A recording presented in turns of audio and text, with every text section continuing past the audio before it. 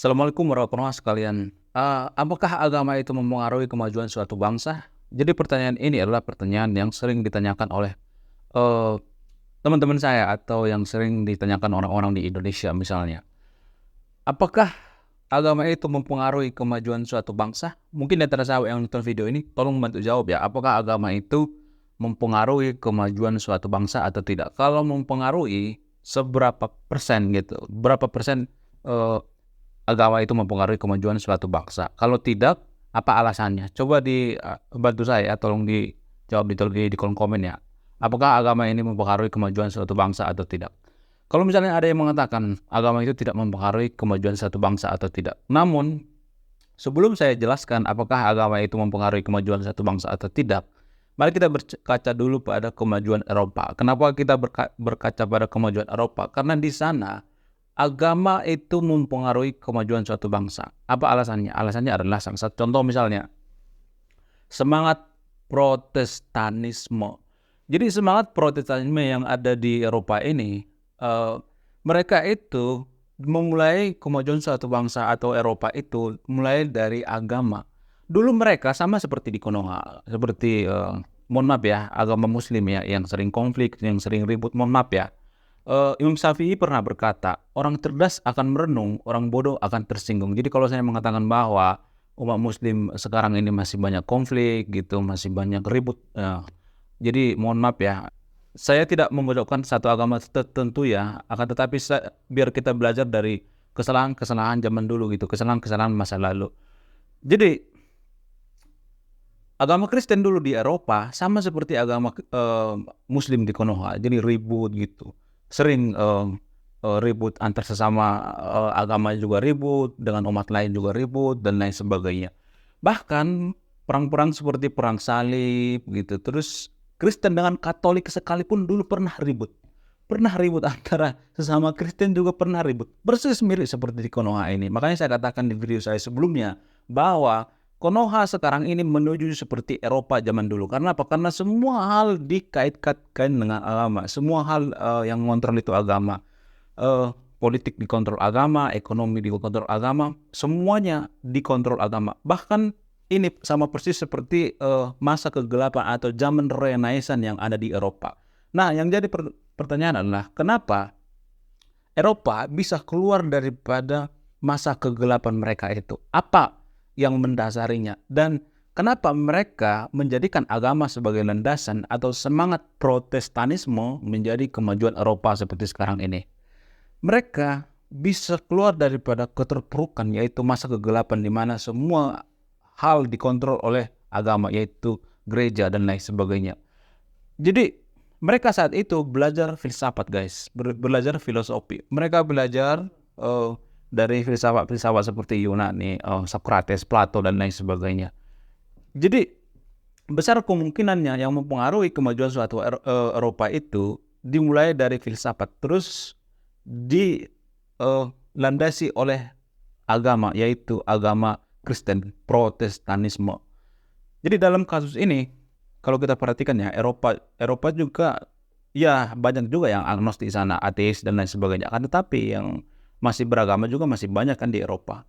Jadi semangat Protestanisme ini yang menjadikan Eropa maju seperti sekarang ini. Lah, bagaimana ceritanya agama mempengaruhi kemajuan suatu bangsa? Jadi gini, bukan berarti saya mengatakan bahwa agama Muslim itu tidak belajar dari kesalahan-kesalahannya. Jadi agama Kristen itu walaupun mereka melakukan kesalahan-kesalahan zaman dulu, bukan berarti saya membanggakan Kristen ya. Kita ngambil contoh case-nya aja gitu. Karena kalau kita ngambil contoh agama lain misalnya kejauhan ya, karena sesama agama samawi antara Islam, Kristen dan agama Yahudi. Jadi Kristen itu kelebihan mereka itu mereka sudah dewasa dalam beragama. Artinya gini, mereka sudah matang dalam beragama.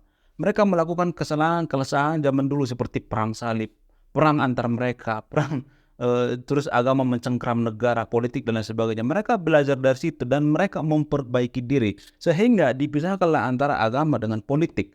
Itulah alasannya kenapa di Eropa seperti sekarang ini kalau kita lihat ya, politik itu dipisahkan dengan agama. Karena apa? Karena mereka trauma zaman dulu. Mereka menggabungkan antara agama dengan politik. Nah, itulah alasannya kenapa mereka memprivasi agama. Jadi kalau kita ke Eropa itu, kalau kita bicara agama itu nggak boleh. Oh, di sana bicara agama itu adalah aib.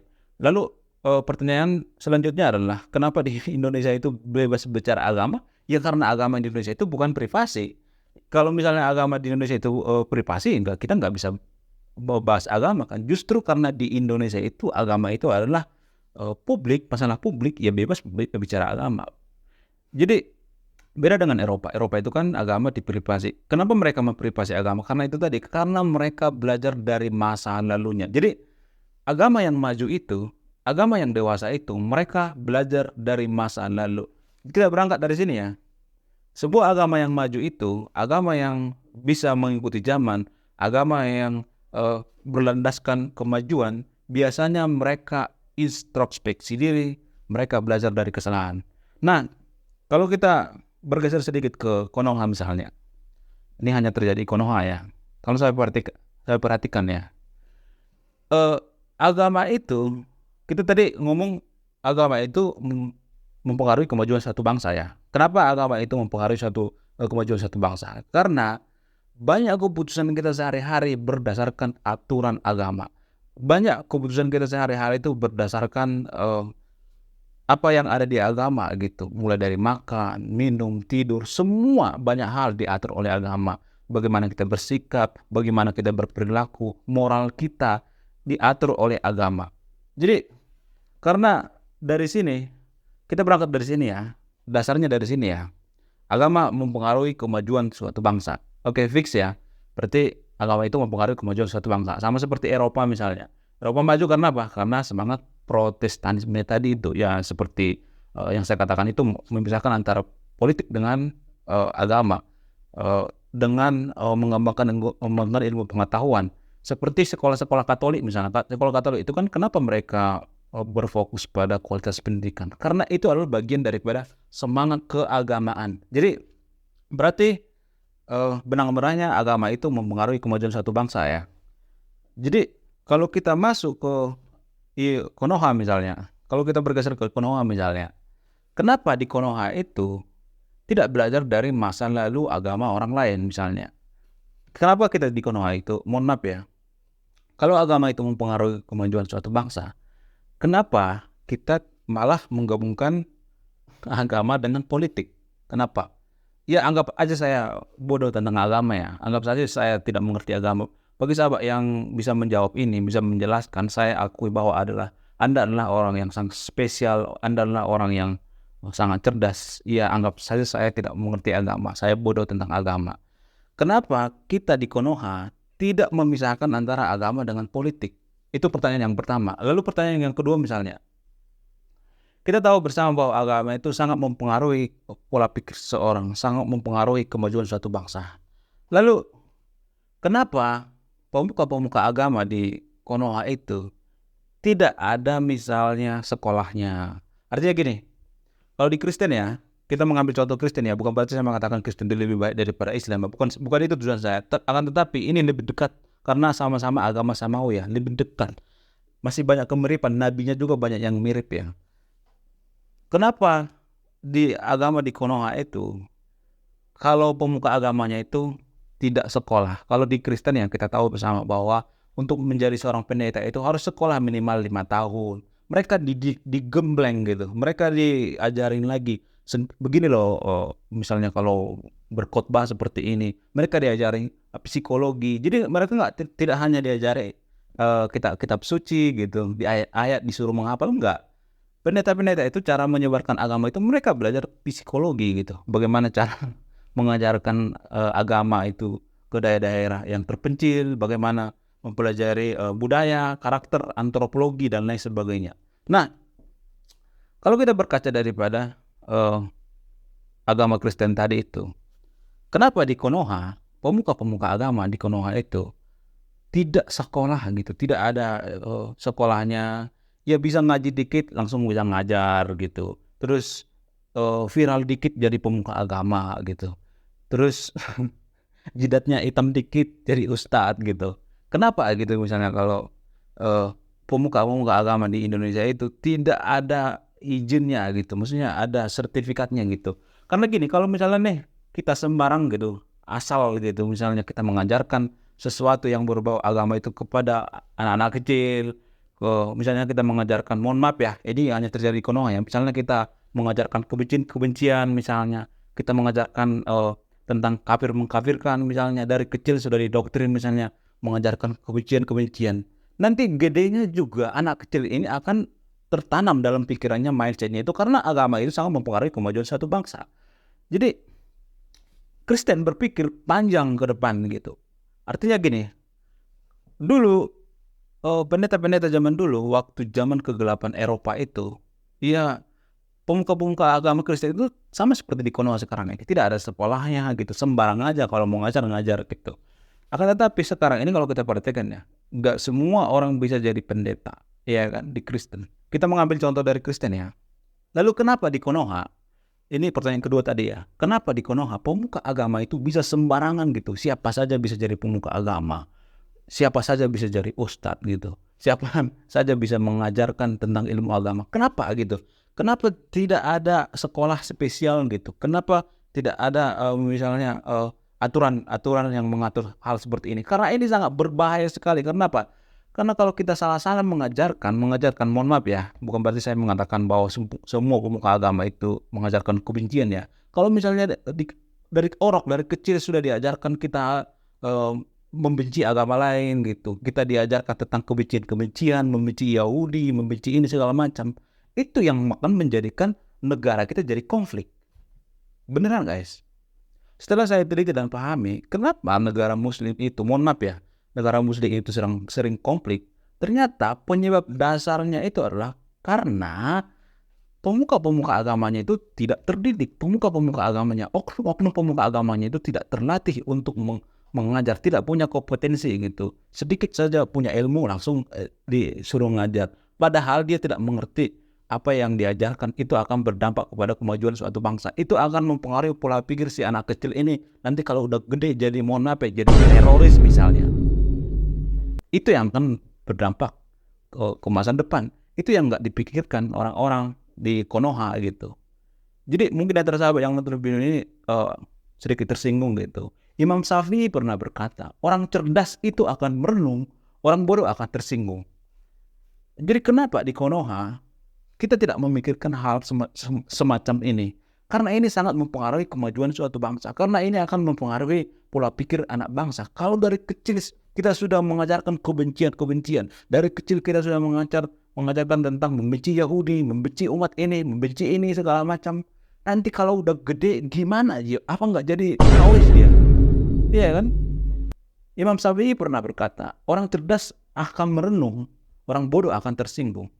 Jadi kalau di antara sahabat yang nonton video ini tersinggung karena saya ngomong seperti ini, karena saya sudah meneliti jauh-jauh hari, saya sudah meneliti, ini adalah keresahan saya. Saya sudah banyak membaca buku, ratusan buku saya baca. Ternyata akar permasalahannya kenapa negara muslim itu selalu terbelakang, selalu ribut, selalu konflik itu. Karena apa? Karena pemuka-pemuka agama itu tidak ada sertifikasi, tidak ada didikan tertentu, tidak ada batasan-batasan, tidak ada ilmu yang diajarkan, tidak ada ilmu pendidikan untuk mengajarkan seseorang yang berkualitas, tidak diajarkan pelajaran-pelajaran yang mumpuni, yang bisa membangun suatu bangsa, iya kan? Jadi ini sangat penting, tapi sering kita abaikan gitu, sering kita perhatikan. Dan selain itu, saya juga sering melihat ya, di rumah ibadah di Konoha itu ya, pemuka-pemuka, oknum pemuka agama itu sembarangan ngomong politik. Kenapa? Coba, ini pertanyaan ketiga ya. Kenapa pemuka-pemuka agama di Konoha itu dengan gampangnya bicara politik di rumah ibadah? Kenapa? Kenapa menggabungkan antara agama dengan politik? Kenapa? Kalau pemuka agama itu bicara politik, ngomong politik di rumah ibadah, sama seperti guru agama ngomongin ilmu politik. Lalu kalau guru agama bisa mengajarkan ilmu politik, buat apa ada universitas ilmu politik? Buat apa ada universitas hukum? Buat apa ada ilmu politik di universitas beda jurusan? Jadi kalau ada pemuka agama mengajak nyampurin masalah politik, itu sama aja dia seperti guru olahraga tapi ngajarin matematika. Kan nggak nyambung kan? Itu bukan keahliannya. Jadi sesuatu yang diajarkan seseorang itu tapi bukan keahliannya, itu akan menunggu kehancuran. Tahu apa guru agama tentang politik coba? Tahu apa? Kenapa dia menyeret-nyeret politik ke dalam agama? Kenapa dia menggabung-gabungkan antara politik dengan agama? Kenapa kita dipaksa diseret-seret tentang politik? Di rumah ibadah ngomongin politik, di rumah ibadah kampanye dan lain sebagainya. Di rumah ibadah membenci umat lain, di rumah ibadah membenci suku lain dan lain sebagainya. Beragama tapi rasis, ya kan? Kenapa seperti itu? Kenapa? Kenapa kita justru beragama itu semakin rasis, gitu, semakin membenci umat lain? Buat apa kita beragama? Bukankah agama itu untuk kedamaian? Imam Syafi'i pernah berkata, orang cerdas akan merenung, orang bodoh akan tersinggung. Jadi di antara sahabat yang nonton video ini, kenapa? Coba dijawab ya. Mungkin yang bodoh tentang agama ya. Mungkin saya yang tidak berpengetahuan tentang ilmu pengetahuan agama ya. Akan tetapi kenapa pemuka agama di Konoha itu dengan mudahnya bisa bicara politik? Sementara di agama Kristen, seorang pendeta itu tidak dibenarkan bicara politik karena itu dua hal yang berbeda. Sangat tidak disarankan bicara politik. Di agama Kristen itu tidak ada yang namanya sistem menggabungkan antara politik dengan agama karena mereka sudah belajar dari masa lalu. Nah, yang jadi pertanyaan adalah kenapa Konoha tidak belajar dari masa lalu? Kenapa? Coba tolong dijawab ya. Selain itu saya melihat ya di Konoha itu ya, ini hanya di Konoha ya, agama di Konoha itu saya melihat ya. Agama itu kalau kita teliti, kalau kita perhatikan sepaket dengan politik. Artinya gini, ada tujuan-tujuan politik. Politik berjubah agama seperti khilafah misalnya. Khilafah ini kan sebenarnya kan politik berjubah agama kan. Sebenarnya ada tujuan tersendiri. Artinya gini, punya dua tanah air. Tanah air itu khilafahnya beda, tanah air Indonesia itu tanah airnya kan beda gitu. Jadi ada semacam dua tanah air. Jadi menurut saya pribadi ya, ini hanya terjadi di Konoha ya. Kita tidak bisa membangun suatu bangsa atau membangun negara kita itu kalau kita punya dua tanah air gitu.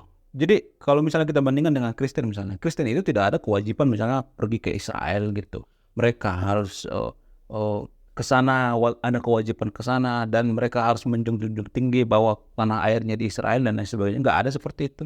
Tapi kalau agama di Konoha saya melihat ya, tanah airnya itu ada dua gitu. Kalau saya perhatikan ya, ada dua. Kenapa gitu? Kenapa bisa seperti itu? Kalau kita punya tanah air dua, artinya gini, jujur-jujuran aja ya. Kalau kita punya tanah air dua, mana yang kita bela? Iya kan? Tanah air agama atau tanah air bangsa kita? Ini punya dua tanah air gitu. Jadi susah gitu. Susah untuk maju. Karena gini, orang yang beragama itu dominan ya, tapi nggak semuanya. Orang yang beragama itu ya, dominan kita akan lebih membantu yang seagama dengan kita daripada senegara dengan kita. Jujur-jujuran aja, jangan bohong-bohongan. Ya, kalau saya teliti dan perhatikan, ini saya lama memperhatikan ini ya. Kita tuh lebih membantu saudara kita yang seiman daripada yang senegara. Bahkan yang jauh ribuan kilometer, saudara kita yang seiman, kita lebih peduli daripada tetangga kita yang kelaparan. Itulah bahayanya kalau dua punya tanah air. Punya tanah air agama, punya tanah air negara. Jadi semacam dua kewarganegaraan gitu. Bikin negara di dalam negara gitu. Kenapa? Ada yang bisa jawab nggak? Coba tolong dijawab ya. Lalu pertanyaan selanjutnya adalah, kenapa agama di Konoha itu terlalu banyak hafalan? Hanya di Konoha, ini hanya terjadi di Konoha ya. Padahal kan, hafalan-hafalan itu lebih membebani kita. Karena gini bro, kenapa kebanyakan hafalan itu membebani seseorang? Karena gini, kalau dia misalnya menemu satu dalil nih, dihafalkan. Setelah dihafalkan, biasanya diperdebatkan. Setelah diperdebatkan, dibetul-betulkan gitu, berdebat tentang begini, begono, begitu segala macam. Tapi tidak dilafalkan. Jadi kebanyakan hafalan itu menurut saya itu bikin otak puyeng. Karena apa? Karena kita seperti, mohon maaf ya, katak bawah tempurung. Lebih baik kita mengerti satu ayat, kita pergunakan di kehidupan kita sehari-hari. Ada kita nemu nih ayat yang baik misalnya, ayat-ayat tentang kebersihan misalnya, atau ayat-ayat tentang umat beragama gitu, toleransi misalnya. Kita harus toleransi terhadap umat lain misalnya. Kita harus menjaga kebersihan karena kebersihan adalah sebagian daripada iman misalnya. Itu lebih baik kita praktekkan di dunia nyata daripada kita ribuan ayat kita hafal-hafal gitu, tapi satu pun tidak kita praktekkan. Menurut saya itu lebih tidak masuk akal gitu, lebih tidak efisien gitu, lebih sia-sia kalau kita banyak menghafal ayat-ayat, akan tetapi satu pun tidak kita praktekkan. Kalau misalnya kita berpikir secara rasional, kita perhatikan di Indonesia ya, Indonesia itu adalah salah satu negara yang paling banyak pemain judi slotnya misalnya. Jadi di Konoha itu ya, ini di Konoha ya, bukan Indonesia. Di Konoha itu ya, saya sering melihat ya, orang habis ibadah lanjut ngeslot gitu maksudnya. Jadi gue bingung ya, itu ibadah itu berarti memisahkan antara ibadah dengan kehidupan sehari-hari. Jadi disekularkan gitu. Padahal ibadah itu kan termasuk pekerjaan kita ya. Misalnya nih kita pekerjaannya misalnya jadi kasir atau jadi apa misalnya. Itu kan bagian daripada ibadah kita gitu. Tapi kalau saya melihat di Konoha itu ya, ibadah dengan pekerjaan itu disekularkan, dipisahkan gitu. Padahal kan pekerjaan itu kan ibadah. Kita ambil contoh misalnya agama Kristen. Kenapa bukan berarti saya mengatakan agama Kristen itu semuanya maju, tetap aja nggak maju seperti Burundi, seperti negara-negara Sudan dan lain sebagainya, tetap aja nggak maju. Cuman biasanya mereka itu maju karena apa? Karena mereka mengambil yang baik-baik. Artinya gini, dalam agama Kristen itu pekerjaan itu adalah ibadah. Contoh misalnya menjadi guru, misalnya guru agama, atau menjadi insinyur misalnya, atau jadi YouTuber misalnya. Dia akan melakukan itu sepenuh hati karena itu adalah bagian daripada ibadahnya kepada Tuhan. Jadi beda seperti di Konoha misalnya. Kalau kita misalnya nih di Konoha ya, kita bekerja misalnya, apa lu mengejar dunia, padahal kan enggak. Pekerjaan kita itu adalah ibadah juga. Misalnya nih kita mengajar jadi guru misalnya, ya jadilah guru yang terbaik, jadilah guru yang bermanfaat bagi murid-muridnya, jadilah guru yang bisa mencerdaskan kehidupan bangsa, jadilah guru yang tidak korupsi, jadilah guru yang menaikkan SDM bangsa. Bukan berarti kita mengatakan kalau lagi ngajar di sekolah misalnya, kalian tidak ngerjain PR juga, saya tetap digaji. Itu adalah pekerjaan guru di Konoha kan. Berarti dia tidak berusaha untuk membujuk siswanya, bagaimana siswanya supaya tidak malas belajar, tidak malas ngerjain PR. Dia tidak berpikir seperti itu. Dia berpikir pada dirinya sendiri. Jadi dia mungkin ya, oknum-oknum guru seperti ini dipengaruhi apa? Dipengaruhi karena pekerjaan itu dianggap adalah mengejar dunia. Pekerjaan itu tidak dianggap ibadah. Jadi makanya saya katakan tadi di awal, agama itu mempengaruhi kemajuan suatu bangsa. Karena gini, dalam agama itu kalau misalnya kita tradisi beragama maksudnya, kalau kita menganggap bahwa pekerjaan kita itu adalah mengejar dunia, mengejar harta dan lain sebagainya, kita akan beranggapan bahwa pekerjaan kita itu tidak terlalu penting. Kenapa ada oknum guru kalau bekerja itu setengah hati gitu, tidak menikmati pekerjaannya, tidak menganggap bahwa pekerjaannya itu adalah ibadah dari Tuhan. Karena mereka menganggap bahwa pekerjaan itu adalah mengejar dunia. Nah, ini adalah pengaruh daripada agama. Jadi prinsip dalam beragama atau tradisi dalam beragama, ini bukan agamanya yang salah ya, tapi tradisi dalam beragama ini yang salah. Kalau tradisi dalam beragama ini salah, maka ini akan mempengaruhi kemajuan suatu bangsa. Kemajuan suatu bangsa itu ditentukan oleh apa? Oleh para oknum guru. Jadi kalau oknum guru itu malas-malasan dalam mengajar, maka SDM-nya tidak akan maju. Jadi udah kelihatan kan apa pengaruhnya, apa hubungan antara agama dengan kemajuan suatu bangsa. Kita ambil contoh lain misalnya. Kenapa di negara itu banyak orang yang korupsi misalnya? Kenapa banyak pejabat-pejabat kita itu yang korupsi? Karena apa? Karena para pejabat itu menganggap bahwa pekerjaan mereka itu bukan pekerjaan dari Tuhan. Mereka menganggap bahwa pekerjaan mereka itu adalah mengejar dunia. Mereka menganggap bahwa pekerjaan mereka itu hanya formalitas semata. Mereka tidak menganggap bahwa pekerjaan mereka itu adalah pekerjaan dari Tuhan, tidak menganggap bahwa pekerjaan mereka itu adalah ibadah. Jadi mereka menganggap bahwa pekerjaan itu adalah hanya mengejar dunia. Sehingga orang-orang atau pejabat di Indonesia itu menganggap bahwa pekerjaan mereka itu tidak terlalu penting. Sehingga mereka dengan mudahnya melakukan korupsi, melakukan tindakan-tindakan pungli gitu dan lain sebagainya gitu. Jadi mereka menganggap bahwa pekerjaan itu adalah bukan ibadah, sehingga ini mempengaruhi kemajuan suatu bangsa. Banyak yang korupsi, kalau satu korupsi, yang lain juga pengen ikutan korupsi, memberikan contoh yang korupsi, oknum guru di sekolah juga korupsi, dan lain sebagainya. Jadi sudah kelihatan kan, sudah kelihatan pengaruh daripada tradisi dalam beragama ini mempengaruhi kemajuan suatu bangsa. Oke, terima kasih sudah menyimak dan memahami video ini. Sebelum saya tutup video ini, saya akan memberikan salah satu pesan moral. Orang yang mengatakan bahwa agama itu tidak mempengaruhi kemajuan suatu bangsa, bahwa itu artinya dia tidak mengerti apa itu sebenarnya agama. Saya Ray Konoha, salam rasional.